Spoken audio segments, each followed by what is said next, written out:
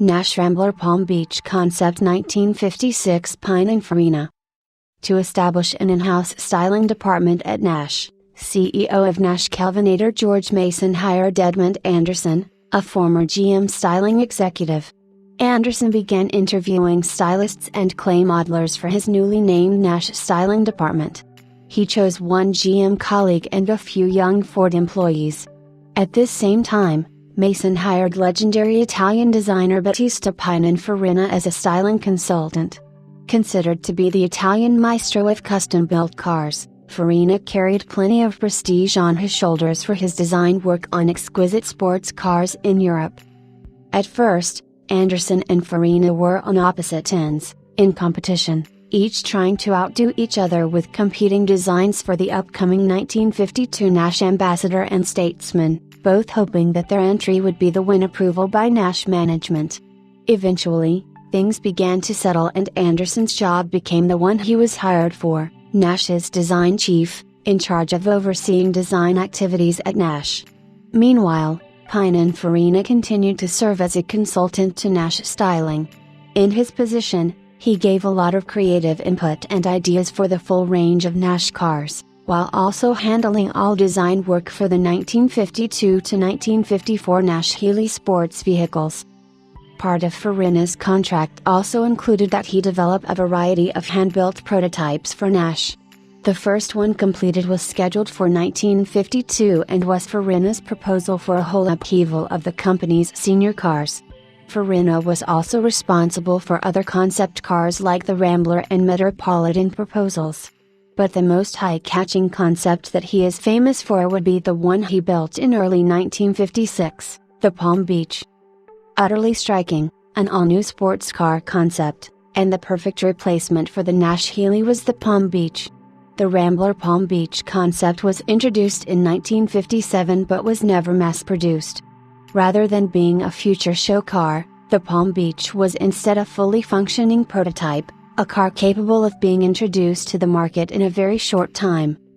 The Palm Beach was built on a 101.5-inch wheelbase and was incredibly low at just 49.7 inches, nearly 68 inches wide and measured an overall 176 inches. The exterior of the Palm Beach featured a rounded central air intake surrounded by two oval-shaped air inlets. The front styling was elegant and had headlamps with stylish plastic covers. The lines were articulately sculptured and didn't use much chrome, which compared to other cars of the era, gave the Palm Beach a unique, sophisticated look. Rather than a sports car, the Palm Beach was more of a Gran Turismo-type vehicle. Thought not very practical, the bumpers only had chrome caps on the lower edge of each front fender, which was very aesthetically pleasing. As following in the same dramatic style was the rear styling with canted rear fins that flanked a rear decklet crowned by twin bubbles. The lowest end of the rear fenders were also protected by chrome caps. The car had plenty of space for two passengers along with quite a bit of room for luggage. Originally the Palm Beach was equipped with Nash wheel discs, but at some point, they were replaced for wheel covers with the Rambler R on them. The Palm Beach also featured cross flag emblems very similar to the Nash Healeys. All of the major mechanical components, including Nash's popular clutch pedal starting system, came from the 100-inch wheelbase Rambler. This clutch pedal system replaced the starter button underneath the clutch pedal. To activate the starter, the driver had to fully depress the clutch, a safety feature that rid the chance of accidentally starting in gear. The Palm Beach featured a Rambler flathead straight six that produced 82 horsepower at 3,800 revolutions per minute and 138 pounds of torque at 1,600 revolutions per minute. Since the low hood didn't allow for enough room to hold the stock carburetor, a Weber single-barrel, side draft carburetor was utilized instead.